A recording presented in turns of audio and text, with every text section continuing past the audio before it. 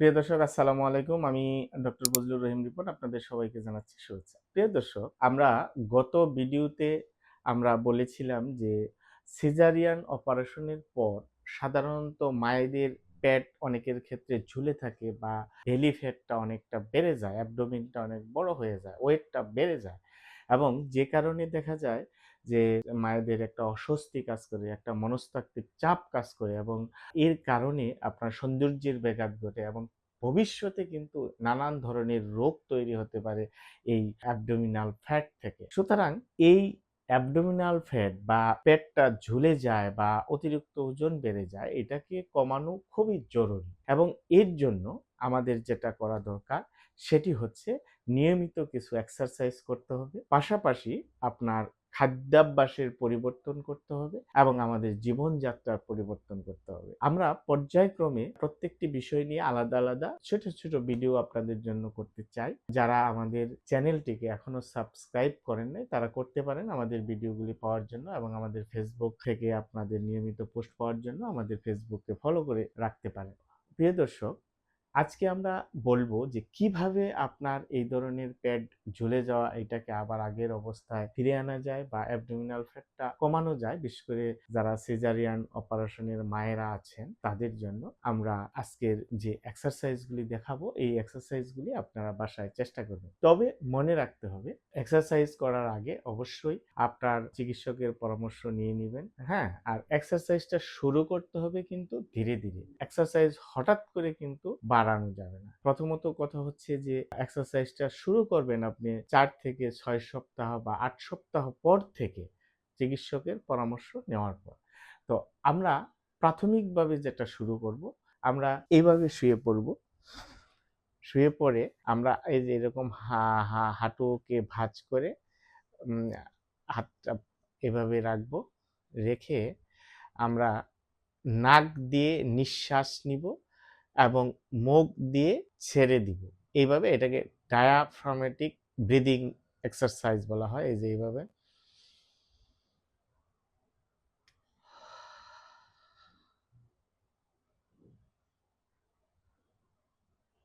৫ second ধরে রাখবো। এভাবে ১০ থেকে ১২ বার আমরা এই এক্সারসাইজ করব। অর্থাৎ আমরা যখন নাক দিয়ে নিঃশ্বাসটা নিব তখন পেটটা একটু ফুলে যাবে। আবার যখন মুখ দিয়ে ছাড়বো তখন পেটটা আস্তে আস্তে আস্তে আস্তে ভিতরের দিকে ঢুকে যাবে। এটা আমাদের যে কোর মাসল আছে, বিশেষ করে ট্রান্সভার্স অ্যাবডোমিনাস মাসল, পেটের মাসল, সেটাকে শক্তিশালী করবে। দ্বিতীয় এক্সারসাইজটি হচ্ছে পেলভিক টিল্ট এক্সারসাইজ। এই এক্সারসাইজটি করার জন্য আমরা একই পজিশনে রাখবো। এইভাবে রেখে আমরা পেটটাকে ভিতরের দিকে টেনে ধরবো আর আমাদের এই যে পেলভিকটাকে একটু অ্যান্টেরিয়র সামনের দিকে টিল্ট করে ধরে রাখবো। অর্থাৎ আমাদের কোমরটা কিন্তু বেডের সাথেই থাকবে, পেটটা শুধু ভিতরের দিকে চলে যাবে। এইভাবে ৫ সেকেন্ড ধরে রাখবো, আবার রিল্যাক্স, আবার এইভাবে ৫ সেকেন্ড ধরে রাখবো, আবার রিল্যাক্স। এইভাবে তৃতীয় এক্সারসাইজটি হচ্ছে হিল স্লাইড। খুবই সহজ। ঠিক এই পজিশনে রাখবো, রেখে আমরা আস্তে আস্তে হিলটাকে এরকম স্ট্রেট করব, আবার এটা আগের জায়গায় আনবো, আবার বিপরীত পা এভাবে করব, আবার এটাকে সোজা করব। এইভাবে আমরা ১০ থেকে ১২ বার দুই পায়ে আমরা এরকম হিল স্লাইডিং এক্সারসাইজ বলা হয় এটাকে, এটা করব। এটা কেন করব? এটা করলে আমাদের লয়ার অ্যাবডোমিনাল মাসলগুলা শক্তিশালী হবে এবং কোর স্টেবিলিটিটা বৃদ্ধি পাবে। এই এক্সারসাইজটি করুন। এবং চতুর্থ এক্সারসাইজ হচ্ছে আমরা একই পজিশনে থেকে আমরা এটাকে ব্রিজিং এক্সারসাইজ বলা হয়। কোমরটাকে এরকম উঁচু করে ধরবো, এই যে এভাবে ৫ সেকেন্ড ধরে রাখবো, দেন আস্তে আস্তে আবার নামিয়ে ফেলবো।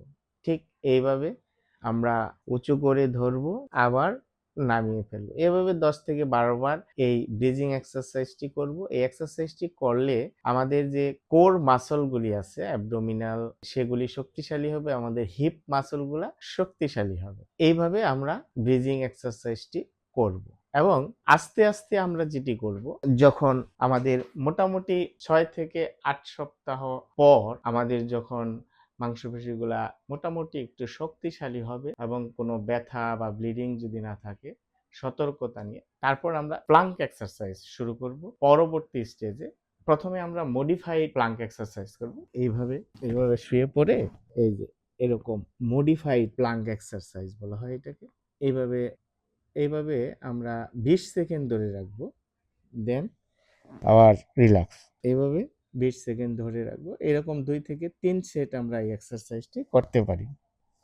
এবং যখন আরো অ্যাডভান্স স্টেজে যাব, যদি কোনো কমপ্লিকেশন না থাকে, তাহলে আমরা ফাইনালি প্লাঙ্ক এক্সারসাইজ, ফুল প্লাঙ্ক যেটাকে বলা হয়, এইভাবে শুয়ে আমরা এই যে এইভাবে প্রথমে 20 সেকেন্ড করে আমরা চেষ্টা করব, দেন রিল্যাক্স। ধীরে ধীরে আমরা এই এক্সারসাইজটি 30 সেকেন্ড পর্যন্ত নিয়ে যাব আস্তে আস্তে। এবং অ্যাডভান্স স্টেজে আমরা আরেকটি এক্সারসাইজ করতে পারি, সেটি হচ্ছে এইভাবে সিট আপ এক্সারসাইজ বলা হয়। আমরা এভাবে শুয়ে আস্তে আস্তে এরকম ওঠার চেষ্টা করব, আবার এইভাবে 10 থেকে 12 বার আমরা করব। এতে আমাদের অ্যাবডোমিনাল মাসলগুলো শক্তিশালী হবে, আমাদের পেটের ফ্যাটটা কমে যাবে। তবে মনে রাখতে হবে যে এই অ্যাডভান্স স্টেজে এক্সারসাইজ করার পূর্বে অবশ্যই একজন ফিজিওথেরাপি চিকিৎসকের পরামর্শ নিয়ে করা ভালো। এবং এর সাথে আমরা প্রতিদিন কমপক্ষে 25 থেকে 30 মিনিট আমরা হাঁটার যে এক্সারসাইজটি, অর্থাৎ অ্যারোবিক এক্সারসাইজ, একটু জোরে হাঁটার অভ্যাস করতে হবে 25 থেকে 30 মিনিট নিয়মিত। এবং আমরা যদি এই এক্সারসাইজগুলি গ্র্যাজুয়ালি নিয়মিত করতে পারি, তাহলে আমাদের যে পেট ঝুলে যাওয়া সেটা ধীরে ধীরে ঠিক হয়ে যাবে, অতিরিক্ত ওজন কমে যাবে, আপনি আপনার সৌন্দর্য আবার আগের জায়গায় ফিরে পাবেন। এবং সাথে আপনার অদূর ভবিষ্যতে যে হেলথ হ্যাজার্ড বা কমপ্লিকেশন তৈরি হতে পারে, সেগুলি থেকেও আপনি মুক্ত হতে পারবেন। তো ধন্যবাদ সবাইকে। আমরা পরবর্তীতে আমরা ডায়েট বিষয়ে আলোচনা করব এবং আমাদের জীবনধারার কি ধরনের পরিবর্তন করা দরকার সেই বিষয়গুলি নিয়ে আলোচনা করব। সে পর্যন্ত আমাদের সাথেই থাকবেন এবং আপনারা আমাদের নিয়মিত ভিডিও পেতে আমাদের চ্যানেলটিকে সাবস্ক্রাইব করে রাখতে পারেন এবং ফেসবুকে ফলো করে রাখতে পারেন। ধন্যবাদ সবাইকে। আসসালামু আলাইকুম।